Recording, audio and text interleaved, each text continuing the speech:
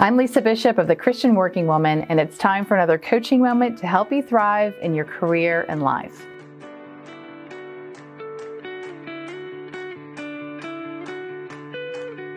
Have you ever had negative thoughts about yourself that keep you stuck?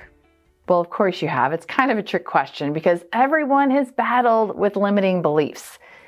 The perspective that you have about yourself, your capabilities, and your work can greatly affect your ability to foster success both professionally and personally. So in today's video, I'll teach you how to shift self-defeating thoughts that you have about yourself or your circumstances and how to cultivate a growth mindset.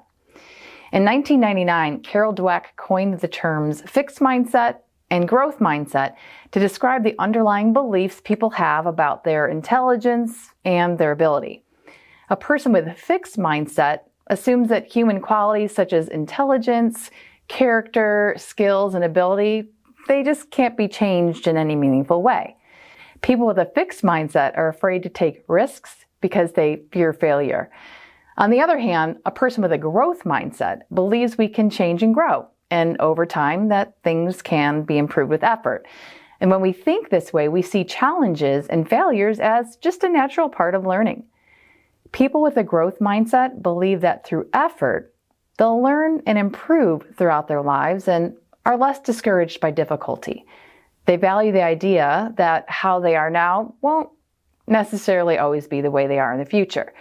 Mindsets can be changed, and shifting your mindset can have a profound effect on nearly every aspect of your life. Romans 12:2 teaches us, "Be transformed by the renewing of your mind." Now, the context of this verse is in reference to our thoughts being aligned with God's thoughts so that we live according to God's will and not the ways of the world.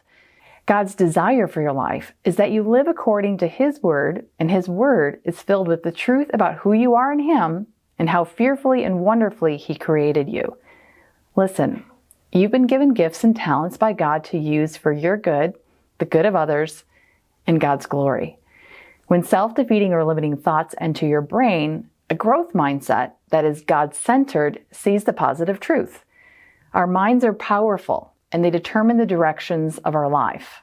Where your thoughts go, your life will follow. The key to changing mindsets lies first and foremost in self-awareness. So what is a repetitive, negative, or self-defeating thought that you ruminate on and entertain? What is a lie that's embedded in your brain and needs to be retrained, renewed, and replaced with God's Word? So here's 3 steps to help you cultivate a growth mindset.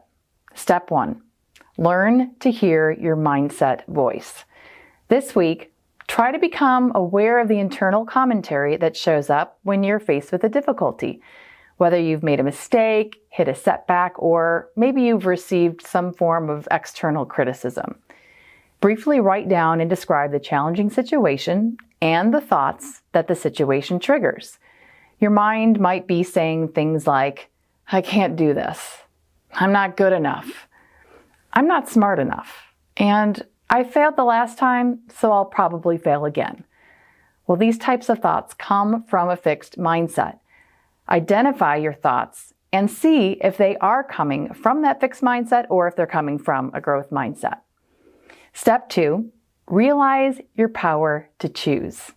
With awareness comes the power to choose. If you noticed a fixed mindset commentary, you have the power to choose whether you continue with this mindset or intentionally shift to one that's growth-oriented. Mentally, shift your perception of your ability and the difficulty in question to reflect that growth mindset. That is, respond to your fixed mindset commentary with a growth mindset commentary. For example, you might say, "I'm having a difficult time with this task, but I can learn to master it with time and effort."